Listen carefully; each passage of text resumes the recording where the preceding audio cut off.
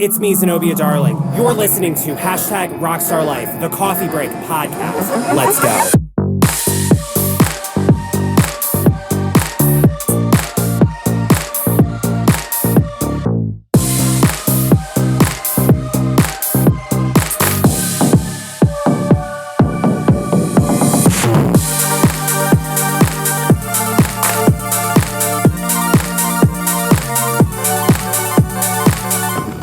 Where the hell's my cold brew at?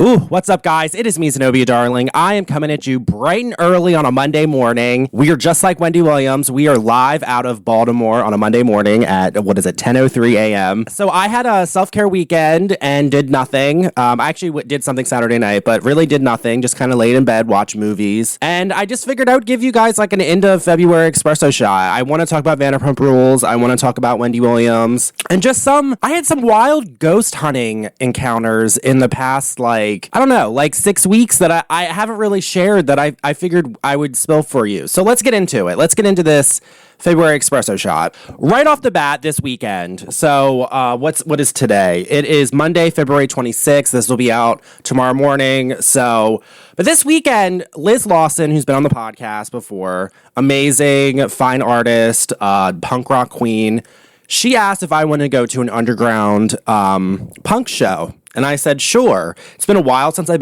been to one of them. And of course, in my hashtag Rockstar Life, brain. And also I'm a professional performer. I'm thinking, what venue is it? She says it's in, it's near White Marsh, but it's not, it's kind of like on the east side of Baltimore. I was like, okay. So I'm like, what venue's there? So I texted her, I'm like, are we going to be backstage? And she goes, this is a house party. This is like a house show, underground house show. And I'm like, okay, let's go. Go there. It is this punk, hardcore punk band performing called Trash Diva. Freaking amazing. I love punk music. I showed up. I had a blue mohawk. I had on my custom painted hashtag Rockstar Life jacket. I look sick as fuck. Eyeliner on messy. And the trick to punk eyeliner, especially when I'm doing boy Zenobia like that, I put my makeup on at 2:30, the eyeliner, and then I go take a nap. So I had to meet Liz at 6:37. So I put my makeup on at 2:30, went to sleep for 2 hours, woke up, and I had perfect punk eyeliner on. So that's my little beauty secret.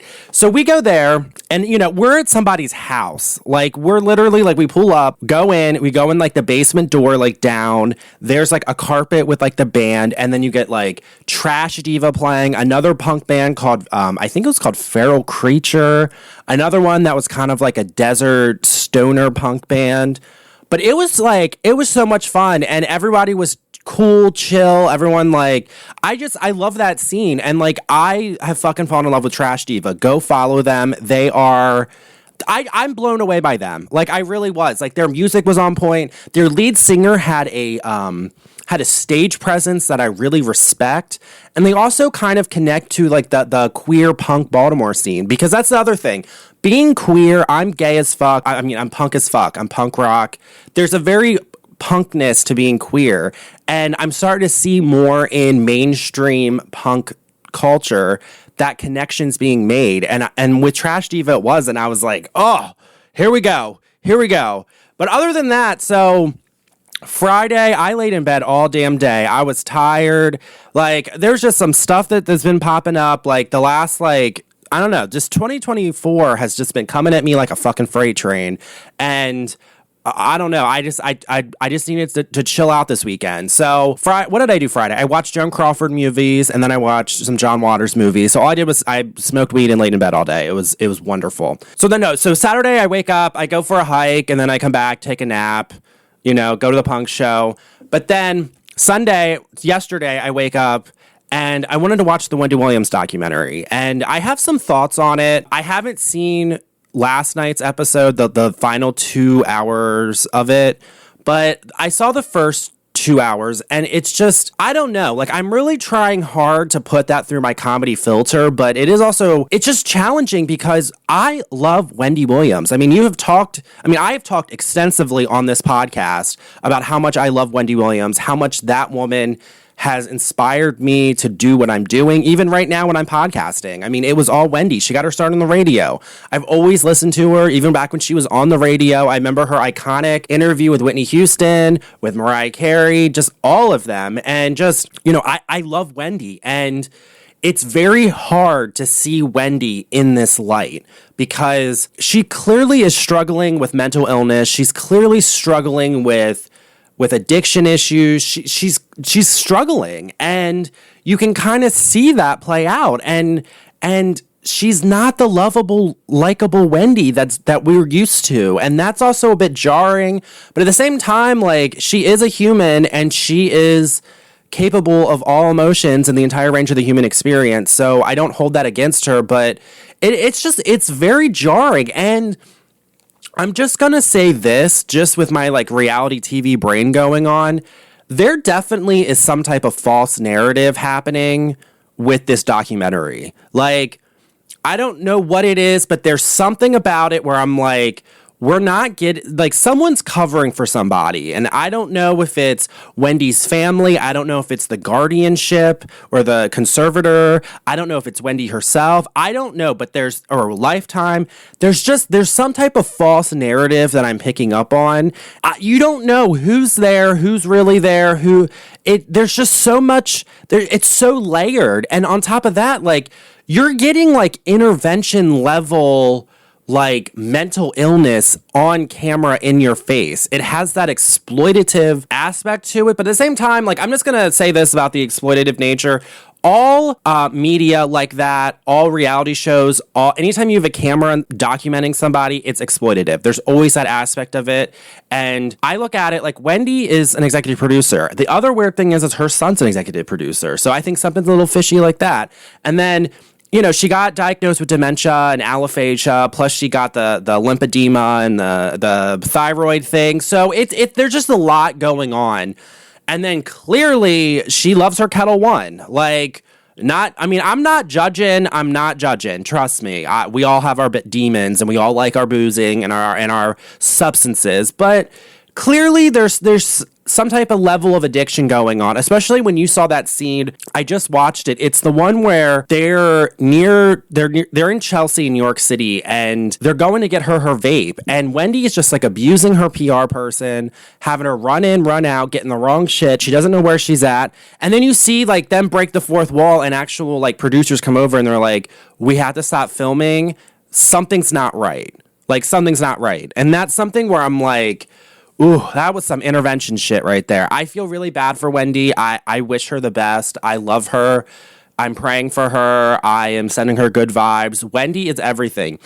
Do I think she's going to come back? I don't know. I definitely think that there might be an avenue for her to come back, but I don't think that the Wendy Williams that we have known for the past 20 years is there anymore. And that's really sad to me. And that's something I've kind of been mourning a little bit. I'm just kind of like, damn, especially when, like, I don't know, Nikki and Megan had that feud. I kind of, I wanted to wake up and see Wendy talk about it live on her talk show, because Wendy would be talking about it. I want to see Wendy talk about this stuff. Like, I miss that figure in our pop culture, because I keep feeling like these figures, whatever powers it be in media, in government, I don't know, I'm not here to spew conspiracy theories, but I definitely think that voices like Wendy, voices like Kathy Griffin and stuff like that, like, the more that they're towing the line and they just don't give a fuck, the more silence they get. And I think that there's something about that we need to really look at. We need people like Wendy. I talked about this last week with Jam. Like, we need figures like Wendy, and hopefully I'm on that level. Like, I do that. But yeah, there's some fishiness going on, and I'm gonna watch the final 2 parts tonight. So we will see. We will see what I don't know what it's going to be, but it should be good. All right, so moving right along. So before we get into Vanderpump Rules, I had some paranormal investigating drama happen. This was about, I don't know, 3 or 4 weeks ago. I was at a private residence. I went over there to have dinner with one of my friends, and the way things were happening, I could tell there was some type of weird energy in the house. I thought that my friend's grandmother was there and kind of like directing me to go downstairs, like in their basement, and, you know, like lights were going off, and I could just feel that there was like a female presence. So I started talking to my friend. I was like, hey, like, what is this female presence? And he was like, oh, it's my grandmother. She's here, blah, blah, blah. And I'm like, okay. And then, so I just like, you know, I always carry my spirit box with me, you know, like I love this shit. So I get my spirit box out and I just start doing like a real quick session because I'm like, clearly somebody wants to communicate. Clearly there is a spirit here. They're trying to get my attention of all things. And it was also weird because I was not supposed to go up there for dinner. I had off that day. It was like a Friday, and something told me to go, like just go up there. So I texted my friend, and he was like, yeah, I'll cook dinner, like come up. I also could tell that there was a lot of tension in the house. There was a lot of tension and conflict happening, which I also picked up on the minute I walked in the house. I was like, okay, there's definitely something here. And there's also like, there's some type of lower vibrational being in the house that's all I'm gonna say. Like, I don't really want to go into specifics about this because it is a podcast, like it is a public platform, and they did ask me to kind of keep some privacy, but I did say like, hey, can I talk about this a little bit? And they said, sure.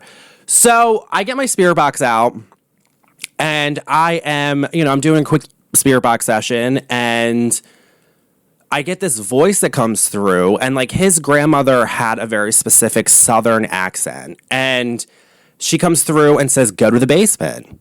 And he heard it and was like, oh, that's her. Like, that's her voice. Oh my God. And that was like the first time he really heard the paranormal, which I freaking love that moment. There's something that happens when you ghost hunt and when you do paranormal investigating. It has happened to me before. When actual paranormal evidence comes through, like the spirit box intelligently answers your question or responds to you, or you guys see something or some weird synchronicity happens, there's something where when in that moment, like that you can tell that the person is kind of like, oh shit, like they're you could tell their worldview just changes. Like, oh my God, this spirit world is real. The paranormal is a real thing, and it is a real thing. I mean, I have had many experiences with the paranormal that I'm a firm believer.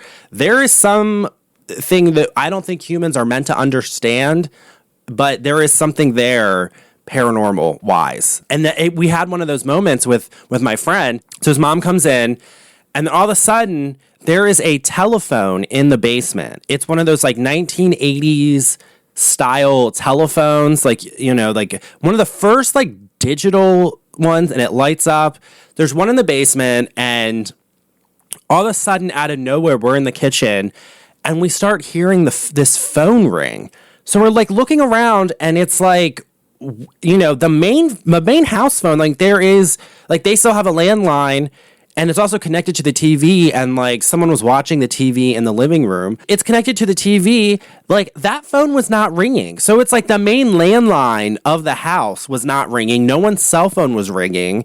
It was this phone in the basement. So we go down there, and there's the phone. It's lighting up. It's bing, bing, bing. It's like ringing. And then I'm like, oh shit, that's weird. So me and my friend go down there, and his mom goes down there, and all of a sudden I'm like, oh, something's down here. The more you ghost hunt, the more, you know, everybody's psychic, but the more you're around the paranormal, the more you're around that energy and really pick up on it. It's kind of like working out, like the stronger you get. So I can normally walk into a place and I can tell if it's haunted or not. I can tell if spirits are present because I'm used to it. So we go in the basement, the phone's ringing. I'm literally like, oh, what the fuck's down here? Something's down here. I don't know what this is. I gotta like, I don't know. And I started going, and I could tell also that it was kind of a lower vibrational being. And so I was like, I turned on into like, you know, ghost hunter mode. Like I am used to, and also when knowing that it was a little bit of a lower vibrational being, I had to protect myself. And I knew that, like, you know, I was with two other people that weren't really used to the paranormal, so I kind of took over that role of like, okay, like I gotta take lead, and like everybody's safe right now, and I'm gonna keep everybody safe because I don't know what to do. But like it got a little intense like that. We go over to the phone. The phone is not plugged in. There's no batteries to it. So how it was ringing and lighting up is still a mystery to me. Pick it up. It's blank. No one's on the phone. It's like, and then I even asked, I said, is there like a second line? They're like, no, there's no second line. So the phone is ringing and lighting up. I mean, it's not plugged in. Like, there's no power source to it. So we're like, so that's when all of a sudden I'm like, okay, like, whoever's down here, show yourself. And I kept getting this like mental image of this, like, I don't know, like he kind of had like preacher vibes, like, and he just had like creepy eyes, and he was bald, a little bit overweight, older, I just remember the really creepy eyes, and I was like, what the fuck are you? And then I got this vibe that he was like kind of deviant. So then, and like, he was kind of like, I could tell, like, when he was very hesitant, because I think he realized, like, oh, like, this fucking witch. And it's like, yeah, and I also could tell that there was, I don't know, it was a low vibrational being that was hiding behind some type of spirituality that wasn't really real, if that makes sense. Like, he was using it and to kind of, I don't know how to describe it. So then all of a sudden I start going in of like, okay, like I tell my friend, I'm like, and he's a chef. I was like, what? I need sage. I need some type of herbs. I need to do like a cleansing ritual and like get this fucker out of the house. So then my friend runs upstairs to the kitchen, grabs like, he grabs rosemary, like, and he has a lot of fresh herbs. So brought down stuff. So I light it and I start cleansing the basement. And this little fucker, like, being is like hiding in a closet. And so I go into the closet and I kept hearing like Catholic chanting. I don't know how to describe it, but like I could hear it like with like, I don't think it was actually like happening. And also the energy in the basement was getting intense. And like my friend and his mom are like, what the fuck is happening? Like, is this for real? And I'm like, it's fine. So then I start doing my cleansing ritual. And also, like, when I'm cleansing something like that, I mean, the East Baltimore comes out of me. It's get the fuck out of my house. Get the fuck out of this space. You're not welcome. Leave. What the fuck? Who do you think you are? You need to, I get like that. Like, my friends at Haven are all like, oh, there goes Derek. But like, seriously, these people are not welcome. Get the fuck out of your house. Like, I'm not gonna sugarcoat it, especially when it comes to these low vibrational beings. Go fuck yourself, So then I start cleansing, and then all of a sudden I could tell when I started stepping up, like the entity kind of started backing down. And then I tell my friend's mom, I was like, okay, go open the back door. As soon as she goes over and opens the back door to the basement, I mean, the second the door opened, the energy in the basement got calm. It was just like, I don't know. It just finally, it calmed. I could tell the spirit left. And that was the first time that like they both experienced that. And they're just like, what the fuck happened? So then we go back upstairs and we're like kind of in the living room and also I had to go outside because after something like that, like it takes a lot of energy. And like, I just had to like take like 5 minutes, take a deep breath, just kind of like, okay, so I'm outside. A freaking fox comes up to me, which is always a sign. So like any type of like raccoon, fox, and vultures are kind of like my spirit animals. So anytime there's something like crazy like that, I'm going to see one of those three animals. It never fails. So I'm outside. Here comes this fox up to me, just like, ooh, and it chirped at me, which I kind of think it was like, hey, like, good job. Like, you did good. So I go back in and, my friend's mom is in the living room and she steps on this, like, I don't know, it's like a copper cross. It was like in the middle of the floor, right in the walkway. And we had just walked in that area straight up. I don't know, like we would have seen this like before. Like it was there. It appeared there pretty much. And we're looking at it. It's a cross. And I think it was from his grandmother, who came through the spirit box and said, go to the basement. I kind of think that she kind of arranged me to come up there because she knew I could deal with this. And then like some backstory that there was some revelations that happened about some sexual abuse that happened in my friend's family that had just started coming to light. And it was this preacher this Catholic preacher or father, or I have no respect for people that do this. So, this fuckhead who wants to hide behind the Catholic Church and sexually abuse people, it had come to light that had happened, and in the 70s, and and because a lot of people, they do this performative positivity, the rug's 10 feet off the ground with everything swept under it, but you gotta pretend like everything's fine. It was never talked about. It finally got talked about.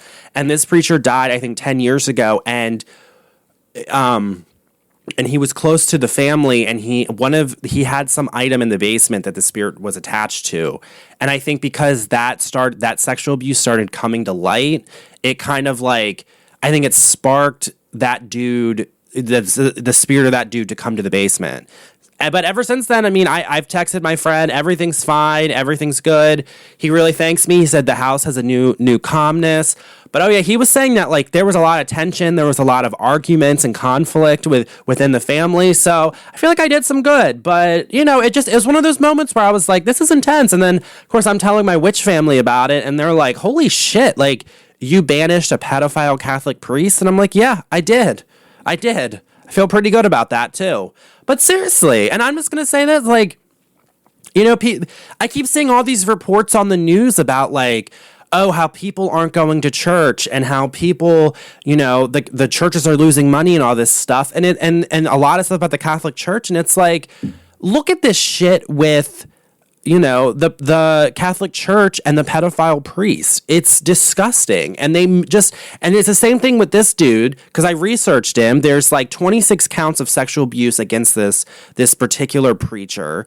And, he was moved from place to place to place because he kept doing it. So instead of banishing this creepo and just saying, hey, you can't do that, they just moved it around, and he kept doing it and doing it. And think of all the destruction that his sexual abuse caused. Because I know, I watch the Soft White Underbelly channel a lot on YouTube with Mark Lita, and most of those people he interviews on Skid Row and in Kensington Avenue in Philly and all the places where a lot of homeless people, a lot of drug addicts are, I can guarantee you probably 90% of them have some type of childhood sexual abuse. So that's the type of shit where I'm that shit is evil. That shit is disgusting, and I don't think people talk about that enough. It's gross to me. But and this dude, I felt like this entity in the basement, it kind of was, it was thriving on the chaos. But when it comes to that, it was he wanted to act like he was all big and bad, hiding behind the Catholic Church and behind this false Catholic faith. And then, someone like me, I don't subscribe to any organized religion. I definitely have a unique mixture of witchcraft and shamanism as my higher power. But, it's one of those things where once I started stepping up and I was like, no, this is not okay. You're going to leave. He backed right down. He did. And when I got ghetto with him and told him to get the fuck out, he got the fuck out. So I don't know. That's a little ghost hunting story that happened that a few weeks ago that I haven't really told anybody, because it kind of taken me a little bit to process, because it's one of those things where, and this is another thing about ghost hunting that I don't think people realize, is you can have cameras on you when you're ghost hunting. The weirdest shit happens randomly. I just randomly was going up to my friend's house to have dinner, and I walked into that situation. And it's you can't account for the stuff like that, because that's when the best stuff happens, is off camera. I'm in the process of shooting a new art film about the paranormal, and I've been filming some of my paranormal investigations, and it's we're getting a lot of just, me in the element and whatnot, and we are getting some evidence, but something like that I would have loved to include in the art film. But at the same time, I was off the clock. I was going up to have dinner with a friend, and and then I walk into this nightmare, and I fixed it, and I made it right, and I brought peace to a house that I don't think had peace in a while. So I don't know. It's just, that's something with the paranormal you just got to roll with, but I fucking love it. So, all right, ad break. I got to pay for all this damn coffee I'm drinking and tea I'm spilling. It's me, Zenobia Darling. So, as many of you know, I'm more than just a podcaster, stand-up comic, and drag queen. I'm also a very accomplished painter and photographer, and you can check it all out on ZenobiaDarlingCreative.com. I have an art blog on there sponsored by the Harford County Cultural Arts Board, and just all my paintings, photography. You get podcast stuff. I have an art film that premiered in September that you can buy on there too. So make sure you check it out. It supports me, supports the podcast. All right, so let's get back to the podcast. All right, let's roll into Vanderpump Rules. So I watched last week's episode. I'm just going to say this. I'm getting very annoyed with Ariana. It's like, Ariana, you should have just walked away. You should have just not come back this season if you're not going to film. The thing is, though, is I'm not justifying what Tom Sandoval did to you, but I'm going to say this. You both are cast members on Vanderpump Rules. You need to make a television show. And the way the audience likes somebody is when they're a victim. And you're kind of making Tom Sandoval a victim, which is fucked up to say, but at the same time, like, people are turning on you, Ariana. So it's just one of those things where I'm like, you know, like, you gotta film. Like, if you didn't want to film, you didn't want to be on the damn show, you should have just walked away and said, it is what it is, I'm moving on with my life. That's my opinion, but that's, you know, right off the bat, I'm just gonna say that. So, and I'm gonna, also this season, I don't know, I'm a little bored. I'm not feeling it. There's something about it that is just feeling very off to me. It's feeling very, I don't know. They're just, I'm not down for it. I mean, I'm still watching it, but you know. So, you know, we get Tom and Ariana. They live in the same house. Can I just, like, what the fuck? Like, Ariana, move out. Tom, move out. Get a condo. Like, you know, like, just sell the house. You know, who cares about making, just sell the house, divide the profits, and move on with your life. Why are you guys both still living in that house with that poor fucking assistant?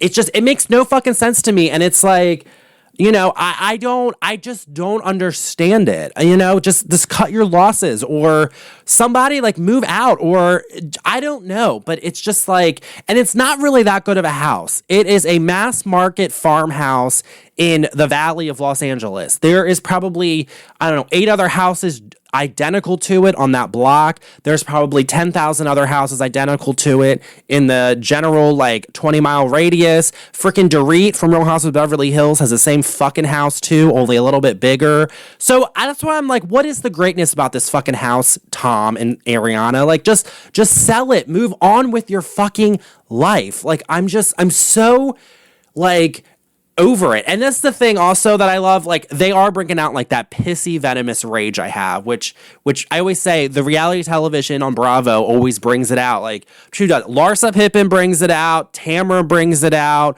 Ramona sort of brings it out, and and Katie brings it out too. That, like, pissy venom, but, like, they're getting, it's like, move the fuck out. Let's use our common sense. Like, come on, people. It's just so dumb. And then DJ James Kennedy, he moved into Burbank near the airport. Like, he has a cute house, but it's just like, I don't know. And then there's something about James Kennedy that I'm like, do we need to go back and get a refresher about who James Kennedy is? Do we? Because I don't think he's changed. I don't think, he definitely is feeling himself. He's definitely really buff right now. He definitely works out.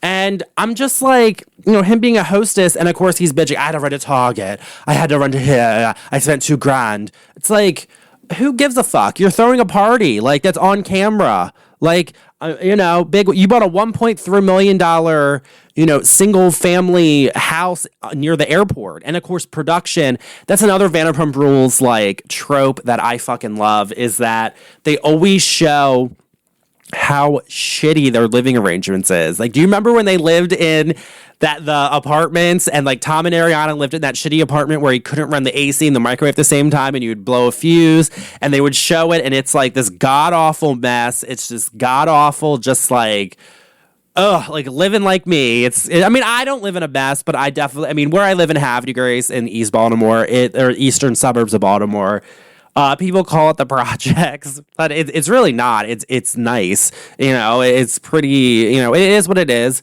But, like, I'm like, you know, you guys are on a reality show and like you guys are living like me. Like that's kind of funny. Like that's something that makes me laugh. But now they kind of elevated because they've been on the show for what? I mean, G. James Kennedy he appeared on the second season, but then he joined the cast in season 3 because he was dating Kristen, which, by the way, before we get into it, just because I brought it up, after I watched this week's Vanderpump Rules, I went back and watched the season 2 reunion. I think it was like 2 or 3 episodes. Oh my God. It brought back so many memories. And the thing that I love about Vanderpump Rules, and it's interesting because Summer House to me is East Coast Vanderpump Rules, but Andy Cohen does not treat the Summer House cast like the Vanderpump Rules cast. Like, and the whole time watching any reunion, you can tell Andy hates these people. He knows he's above these people. He talks down to them, and he's really shady. So the whole time, and they hate Kristen. Oh, and it's just like Andy just is going at it, asking such like, and he's just asking questions, being Andy Cohen, like, and straight up everything has like such like a dialed up shade to it, which just was cracking me up. And like Kristen was talking over somebody and he's like, you don't have the floor. You don't have the floor. And just like, you know, and then the other thing about the season 2 reunion that cracked me up was like Kristen Doty clearly has some type of personality disorder, allegedly, some type of mental illness that she was trying to work through. Those first 3 seasons, she clearly was not medicated for it. She clearly was not in therapy, and we got to see it gloriously on those early seasons of Vanderpump Rules. And Ariana is calling it out. She's like, I think you have borderline personality disorder. You should Google it. Like, you're not mentally well. And Kristen's like, oh, fuck you, Ariana. I'm just gonna cry. Fuck you. So, you know, it's, oh my God, I was just fucking loving it. I love it because I'm like, who the fuck are you, Ariana, to sit there and label this? But at the same time, you know, it's like Wendy Williams talking about Mariah Carey. Like when she goes, well, we all know Mariah Carey got a tick, you know, and it's like, yeah, we all know Crazy Kristen got a tick. We all know that. But you don't got to call it out because that makes it dark. And it's like, I don't know. But Kristen is Kristen. I love her. And I've always said this, and I think John Waters says this too. The best reality stars are people with personality disorders. There's something about that makes for the most compelling reality Leanne Locken on Dallas. God, there goes my voice. Leanne Locken on Dallas. Clearly trauma out the wazoo from her childhood, clearly has a personality disorder. Best fucking reality star. Kristen Doty. I mean, they just, a model of personality disorder is, if you're ever casting a reality show, cast that, because you will have gold. It might be a little unethical, it might be a little, I don't know, but just like, I don't know. And then, of course, back then, you get Sheena. We kind of got this most, I think, the 3rd episode of this season. But Sheena wants to be a pop star. And then Sheena's like, Andy, I just want your job. Like, I just want to be you. So if you ever retire, I'll take your job being a host. And it's like, Sheena, like, okay. But again, Sheena went to school for broadcast journalism, which, you know, it has a degree in that. Which I'm like, I don't think very many people in this world went to college. But Sheena did. And I don't know. I love it. And then also from the season 2 reunion that I'm just going to talk about before I move back into this episode was, so it comes out that Kristen is hooking up with D. James Kennedy, and so Andy's like, Kristen, are you really shacking up with a 21-year-old busboy? And she goes, damn right, I'm fucking a 22-year-old. Damn right. Like, I'm like, what the fuck? And then we go back into history, and it's like, Tom Sandoval and G.J. James Kennedy were like, G.J. James Kennedy was getting ready to move in with Tom and start hooking up with Kristen while they had just broken up. So it's like, you go back, because Tom is mentioning this season, and it's like, if you go back into the history vaults of Vanderpump Rules, Tom's saying what actually happened. Which, like, and it's funny because it's Tom, no one's believing it. And I just think that is so fucking hilarious to me. Because it's like, Tom is speaking the truth about the GJ James Kennedy and Kristen Doty, but at the same time, it's like, I don't know. I don't know. I fucking love it. I don't know. I love it. So one thing I will say also, so we get a scene where Lala and Sheena pull up to Villa Rosa to see Lisa Vanderpump. And I'm just going to say this. Sheena is driving a Nissan Z Roadster.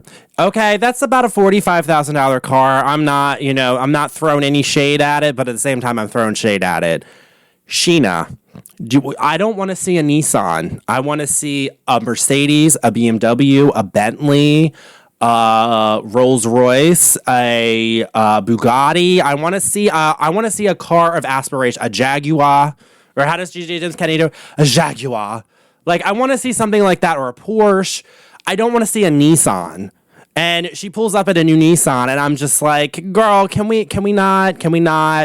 Like, yes, it's a $45,000 car, but really? And of course, any scene we have of Lisa Vanderpump of Vanderpump Rules, she is lit perfectly, perfect makeup. Can we talk about this? Like, she looks crazy. Like, because, and like, what is her point on this show? Like, can Lisa Vanderpump go back on Beverly Hills? Because she's also trying to change the narrative about Tom Sandoval. Because she's also thinking, like, I got to produce this show. How do I I'm going to do the mental health card. And it's like, this is the thing about this whole thing, because, like, they're bringing it up. Sandoval was having suicidal ideation in the middle of the Scandoval, and still is. And I just want to bring up, like, Ariana did too. Ariana said on that last reunion that she had to have some of her friends sit with her a few nights, like 24 hours, because she was in that dark of a place. And Ariana has been very open about her mental health issues and her journey. And it's like, I don't know, like, that really pissed me off, because it's like, I think, like, people are not realizing Ariana was suicidal too. She was battling suicidal ideation when everything happened and had to be in her 24-hour care. So Lisa Vanderpump and the rest of the cast being like, oh, Tom's having suicidal ideation. Yeah, he probably is, but let's not forget Ariana had it too, and no one's talking about that. That's what's pissing me off about this whole thing. It's just like, I don't know. And then freaking Lisa is debuting Donut, a clone dog of Jiggy. I'm like, what is up with these one percenters, these, like, wealthy people cloning their fucking dog? Like, stop it. It's annoying. You get freaking Paris Hilton doing it. You get Lisa Vanderpump. And who the fuck names your dog Donut? Like, really? Donut? So then we get a scene of Tom Sandoval and Billy Lee going to some spa for Tom Sandoval to dunk in cold water. Like, are you kidding me? Are you these dumb LA idiots? Like, that type of bullshit LA bullshit are they doing? Like, are you kidding me? Like, these people are such a specific type of LA idiot, and it's like, it just plays out on this. It's And not only that, Tom Sandoval was on whatever that Foxtrot First Line show where he was, like, training with Marines and doing, like, cold water dunks, doing that because he's like, I'm going to show people how tough I am, and he was boo-hooing and blah, blah, blah. So he just comes back from that, and of course he's like, okay, I'm going to do this on Vanderpump Rules. Watch me do a cold dunk with frickin' Billy Lee, who, I'm just going to say this, clearly they're having sex. Clearly. And to all the haters out there who want to come for Tom for hooking up with a trans woman, who fucking cares? Billy Lee is a woman, and you can sleep with whoever you want. I'm not shading that. I'm shading the fact that Billy Lee is a thirsty troll and somehow is brought back into this world and is best friend and is shooting with Tom Sandoval. I find that very ironic, and I find that, I don't know. And of course, Tom's like, I don't deserve happiness. And she's like, oh, no, you do. Yes, you do. Yes, you do. And, like, why he's cold dunking. I'm like, you fucking idiots. You fucking LA idiots. I couldn't handle it. It was, I don't know. Like, I'm used to this LA bullshit, but also I'm very much an East Coaster. I'm very much a Northeast corridor, like bitter Betty when it comes to this stuff. Like, yes, I'm into new age stuff, but there's just a certain level of it that I'm like, can we not? And I reached that threshold this episode with these dumb LA idiots. Like, it was a lot. So then I'm going to end it with the we got to meet Joe. We got to meet Joe, who Katie said was crazier than Crazy Kristen, is a crackhead. We got to meet who is fucking Schwartz. I really enjoyed that. And I'm just gonna say this about Katie. I am really loving Katie being a punk emo dyke. I love it. I say that with love. I'm gay, so I can say dyke like this, but like that energy she's bringing, I'm like, yes, Katie, you are stepping your pussy up. This is who I want you to be. Like, I'm not a big Katie fan, but I love emo Katie. I love it. There's something about it where I'm like, this suits you, and it's almost like her true self is there, and I'm here for it. I'm really here for it. This is the other thing about Vanderpump Rules that I'm getting annoyed with this season. I'm not watching Vanderpump Rules to see sober people. I want them garbage, gutter, trash, circling the drain of despair. That's what I want. I want them drinking. I want them drugging. I want them fucking. I want them being awful creatures to each other. That is why I watch this motherfucking show. So I'm not interested in Schwartz's sober, curious journey. I'm not interested in seeing Lala not drinking. I'm not interested in seeing James Kennedy sober. But also, I do appreciate the fact that clearly James Kennedy is, yeah, he's not drinking, but he was chugging those weed seltzers.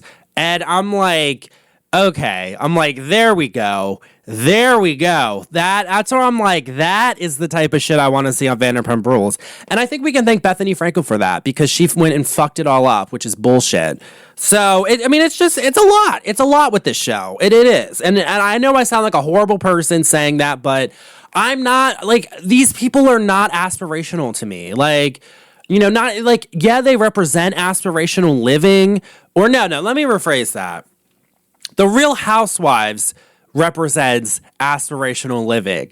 Vanderpump Rules is the pursuit to aspirational living, and I want to see these people be awful. And it's like, you know, because that's the thing. That's the magic of the first 6 seasons of Vanderpump Rules. There was such the hangovers they would have, the all night partying, the drug subtext that producers would edit into. You know, it's like clearly these people are fucked up and being horrible to each other, and I miss that. And I'm not interested in some of this stuff. Like, I'm not interested in seeing these sober journeys. If I want the sober journey, I'll watch Intervention. I'll watch the fucking Wendy Williams documentary. But I'm going to end this a little espresso shot with what happened at the end of Vanderpump Rules, because Lisa Vanderpump at the very end of this episode threw a fucking nuke at Rachel/Raquel. Threw a fucking nuke because she has her Vanderpump dogs, and of course she's like always looking for, she's that pernicious matriarchal mother figure to all of them. Like the puppet master, like Lady Bracknell. And she's also very capitalistic. How do I get my stuff on the show? So she gets Vanderpump dogs on there, and apparently Graham, the golden doodle that James and Raquel had, got put in a shelter, and Lisa Vanderpump's people, not Lisa Vanderpump did not rescue the damn dog. Her people did. So she's like, oh, okay, let's play this up. And this is how Lisa Vanderpump works. She's pissed at Rachel/Raquel because she gave the exclusive to Bethany Frankel. I think that really pissed Lisa off, and she's like, watch this, bitch. So we find out that, like, Graham was surrendered to a kill shelter. They rescued her, and then we get the scene where James clearly is, like, he's very emotional about it. And you can tell James has, like, this is something that makes him really compelling. He has a connection to animals, and he loves them. And he is fucked up, like, crying about what happened to Graham, and that he's so happy he got him back. And I'm just like, that's Lisa Vanderpump throwing shade at Raquel. Like, bitch, like, I'm going to make you look, I'm going to Lucy apple juice this shit. Like, you know, and because she's played by the same playbook. I mean, we got to go back to that. Everyone knows who Lucy apple juice is. Dorit's dog given to a kill shelter. You know, that's the scandal that got Lisa Vanderpump off Real Housewives of Beverly Hills. So it's one of those things where I'm like, okie dokie, here we go. I know what this is, but I'm going to end it 100% with this. So we get a preview for next week. Clearly, yeah, James loves the dog. The dog's a nightmare. The dog's attacking the cats. I was like, oh, thank God. Thank God. So with that, guys, I got to go to work. So it's a beautiful Monday. I hope you guys have a good week. Make sure you like and subscribe to the podcast. Leave a 5-star review. And yeah, I'm being back to the UFO. Peace out.